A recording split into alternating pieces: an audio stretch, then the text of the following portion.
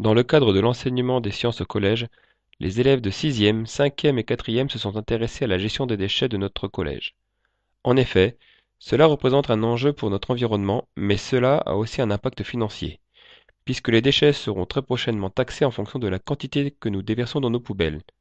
Il devient donc urgent, voire très urgent, que nous trouvions une solution pour réduire la quantité de nos déchets, notamment les déchets alimentaires provenant de la cantine. Plusieurs solutions furent proposées. Brûler les déchets dans le fond de la cour. Mais ce n'est pas respectueux de l'environnement. Utiliser un composteur. Ceci existe déjà. Eh bien, on n'a qu'à élever des poules, ça mange de tout et nos déchets alimentaires seront transformés en œufs.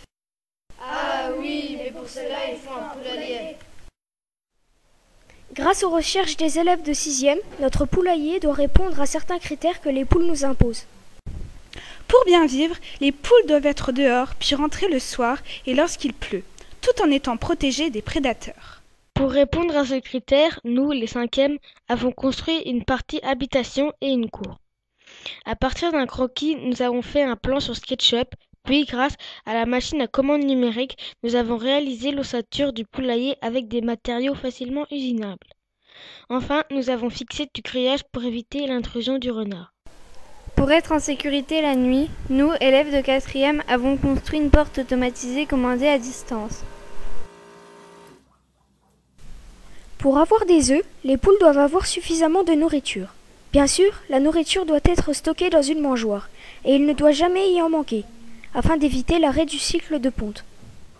Nous avons retenu la solution d'une mangeoire capable d'avertir l'éleveur du manque de nourriture grâce à des capteurs et son téléphone portable. Comme l'être humain, la poule doit boire. Elle doit toujours avoir de l'eau à sa disposition. Grâce à l'expérimentation sur la récupération d'eau faite en physique et au calcul optimum de la surface du toit du poulailler fait en maths, nous pouvons récupérer l'eau du toit dans un réservoir et, grâce à un système automatique, l'abreuvoir est toujours au même niveau. De plus, l'éleveur est averti par son téléphone lorsqu'il ne reste pas assez d'eau dans le réservoir. Toujours pour éviter l'arrêt du cycle de ponte, une poule doit avoir 12 heures de lumière par jour. Nous avons vu que l'ensoleillement dépend des saisons. Alors pour compenser le soleil, nous avons réalisé un système qui permet de commander à distance l'éclairage du poulailler. Enfin, si les poules se portent bien, nous pouvons espérer avoir de bons œufs. Pour récupérer les œufs, nous avons réalisé un podoir dont l'œuf sera détecté par un système infrarouge, ce qui permettra à l'éleveur d'être averti sur son portable d'un nouvel œuf. L'objectif de notre poulailler, c'est aussi d'éviter des contraintes à l'éleveur. Il faut donc réaliser un système autonome en énergie. Pour être autonome en énergie, notre poulailler est équipé d'un panneau solaire, d'une batterie afin de fournir de l'énergie suffisante, au boîtier d'automatisme, à la lumière, la pompe et au moteur de la porte.